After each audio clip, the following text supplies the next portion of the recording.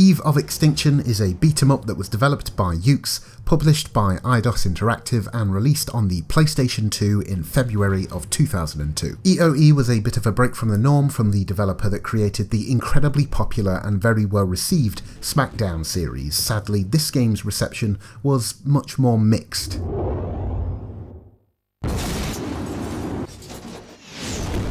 In this third-person action title, you play as Josh Calloway, an employee of the ultra-cliched evil corporation, the Wisdom Company. Wisdom have some plans for world domination through a breakthrough new weapon called Legacy, which requires them to combine some rare metal with a human soul. God, I didn't realise how stupid that sounded until I said it out loud. Anyway, one of the souls used for this weapon is another Wisdom Company employee named Alil, and in keeping with the cliched tone, Alil is Josh's girlfriend because he needed some reason to save the world, and I guess sex is a good motivator.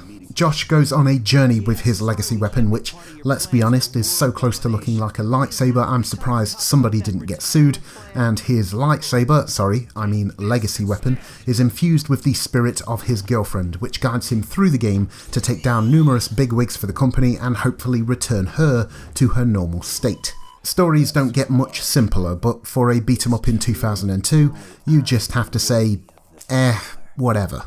Viper, it's you. I'm going next. Any problem with that? He's all yours. Now, I won't lie, I bought and played through this game when it was originally released, and the young kid version of me saw it on the shelf in my local Forbidden Planet store and thought it looked like the coolest thing ever. You've got a main character who knows some form of martial arts and has access to all sorts of weapons.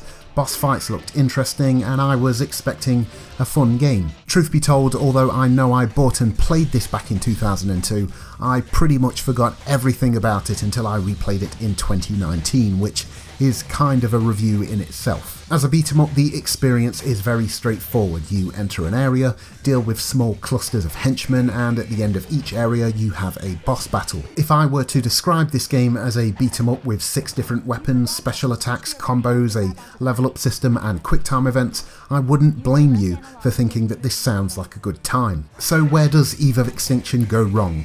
Well, kind of everywhere. On paper, all of the features I previously mentioned sound awesome, but in actuality, EOE ended up being seriously basic and repetitive. The main issue here is that even though you'll build up your arsenal over time and slowly learn new moves for longer combos, you'll be so tired of mashing the same 2 attack buttons by the second mission that it makes it hard to care. The game tries to communicate to you that by switching weapons in the middle of an attack, you can pull off some cool extended combos, but it's not as fluid or as intuitive as it should be. Most battles end up with you being surrounded by 3 or 4 bad guys, and most of the time you will just mindlessly swing any weapon until they all hit the floor.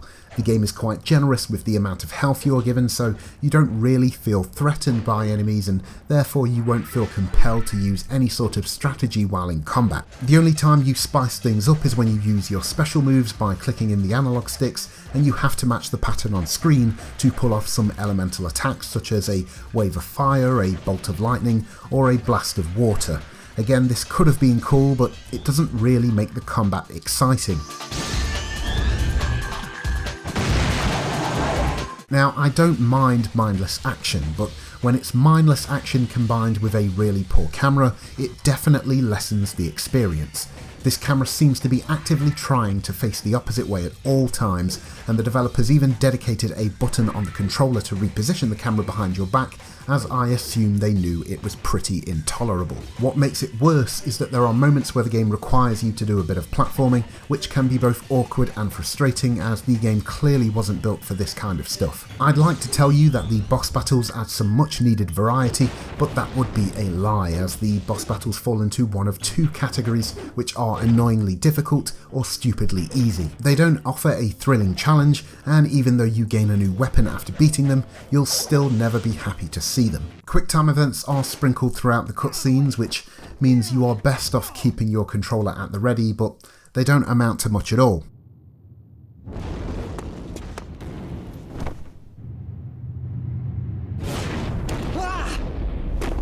Eve of Extinction's presentation also feels quite subpar, and although you could shrug your shoulders and say, hey, it was 2002, all of the environments feel strangely bare. The textures and character models don't look too bad, but it does look like and feel like you're playing a beta version of a game that was released a little earlier than expected. On the plus side, you do work your way through some varied areas, it's just that none of them are interesting enough to explore or even look at.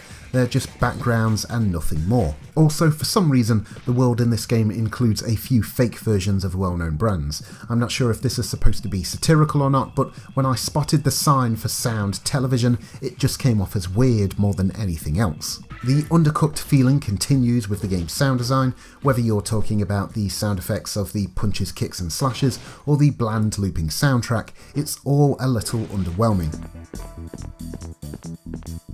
Voice acting is kind of disappointing too, even though the developers managed to recruit voice actors such as the very well-known Jennifer Hale and even Cam Clarke, the voice of Liquid Snake from Metal Gear. The dialogue definitely feels like it's lacking something. My name is Raven. No, this can't be! Legacy? Eve of Extinction is a game that is perfectly playable. It is fairly breezy to work through, and there aren't any major technical issues to point at and outright call it a bad game. While there is technically nothing wrong with it, there isn't anything to cling to make it worth seeing out to the end. The story feels lazy, the world feels empty, and the gameplay feels far too simple. Maybe if the developer wasn't also working on some of the best wrestling games ever at the same time, this would have been better, but unfortunately, the more you play of this game, the more you want to put the controller down.